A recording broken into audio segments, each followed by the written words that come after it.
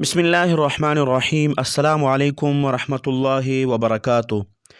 محترم سامعین، ہم عیدین کے موقع پر ایک دوسرے کو عید کے مبارکباد دیتے ہیں، لیکن شیخ الاسلام حضرت مولانا مفتی تقی عثمانی صاحب دامت برکاتہم العالیہ نے اپنے ٹویٹر اکاؤنٹ پر ایک بیان جاری کیا ہے اور انہوں نے ایک اہم نقطے کی طرف مسلمانوں کی توجہ دلائی۔ شیخ الاسلام حضرت مولانا مفتی تقی عثمانی صاحب دامت برکاتہم العالیہ فرماتے ہیں کہ عید مبارک ایک دعا ہے کہ اللہ سبحانہ و تعالیٰ اس عید میں برکت عطا فرمائے۔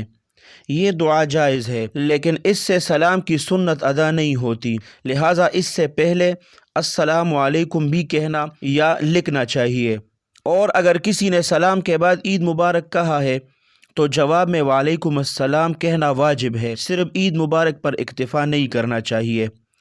محترم سامعین، یہ بہت اہم نقطہ ہے جو شیخ الاسلام حضرت مولانا مفتی تقی عثمانی صاحب دامت برکاتہم العالیہ نے مسلمانوں پر احسان کیا ہے کہ اس نقطے کی طرف لوگوں کی توجہ دلائی ہے۔ اللہ سبحانہ و تعالی شیخ الاسلام حضرت مولانا مفتی تقی عثمانی صاحب دامت برکاتہم العالیہ کی عمر میں برکت عطا فرمائے۔ اللہ سبحانہ و تعالی ان کی ہر شر سے حفاظت فرمائے۔ اللہ سبحانہ و تعالی آپ سب کو اپنے حفظ اور امان میں رکھے، اپنے خصوصی دعاؤں میں یاد رکھے۔ السلام علیکم ورحمۃ اللہ وبرکاتہ۔